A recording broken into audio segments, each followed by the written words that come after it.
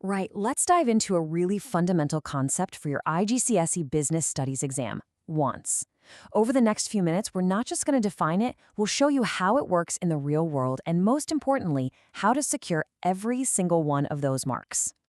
So let's not waste any time. We're kicking off with a classic 2-mark exam question you are very likely to see.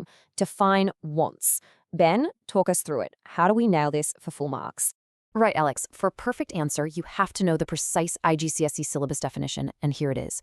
Wants are the desires for goods and services that are beyond what is needed for survival. And trust me, every part of that sentence matters. And if you're wondering how that breaks down into 2 marks, it's actually really simple. The examiner is looking for 2 key things. First, you've got to use the word desires. That shows you get that these are non-essential things we'd like to have.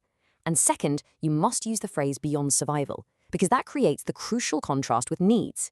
If you miss one of those, you've just lost a mark. It's that simple. That's crystal clear. Okay, so we've got the theory down. Let's make it stick with a practical example.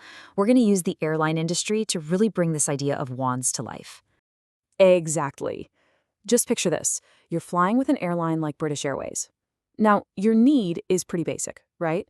It's safe transport from point A to point B. But your wants, well, that's a whole different ballgame. You might want extra legroom, maybe some decent in-flight entertainment, Wi-Fi, or if you're really lucky, a lie-flat bed. None of these are essential for your survival, but they're all desires that businesses are literally built on catering to. That makes perfect sense. But that leads to a really key business question. If airlines know passengers have all these wants, why can't British Airways just give every single person on the plane a luxurious first-class suite? And that question, that leads us to the heart of the matter. The answer is one of the most powerful words in all of economics: scarcity. You see, resources are limited. An aircraft has a finite amount of space, a limited catering budget, a set number of crew. The airline simply cannot satisfy the unlimited wants of every passenger because the resources to do so are scarce. Right, so wants and scarcity are constantly in conflict. Let's pull this right back to the exam hall. Ben, can you walk us through what a perfect answer looks like?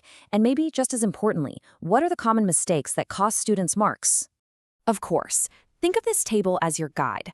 The 2 out of 2 answer is the one we started with. It's got both desires and beyond survival. Now, look at the 1-mark answer. It's got desire in there, which is good, but it misses that explicit contrast with survival, so it's incomplete. And the 0-mark answer, things people would like to have, well, it's just way too vague. It uses no business terminology, and that is such a common trap to fall into. That is so helpful. Okay, so we've defined wants, we've got a solid example, but how does this one concept connect to the bigger picture in the syllabus? Where does it fit in? This is the crucial link. Wants isn't just a random definition. It's the very first step in the fundamental economic problem. It's like a chain reaction. We have unlimited wants, but we face limited resources. That's scarcity. And that tension, that problem, forces every single business and every single person to make a choice. And that choice is what drives all business activity. What a perfect summary. All right, to wrap this up, let's put your knowledge to the test. We've got a quick-fire question coming up, so get ready to apply what you've just learned. Okay, here's the scenario for you. A passenger flying with a low-cost airline, say Ryanair, pays extra to book an allocated seat. Is that purchase satisfying a need, or is it a want? Just take a second to think about it. And the answer is, it is a want, 100%.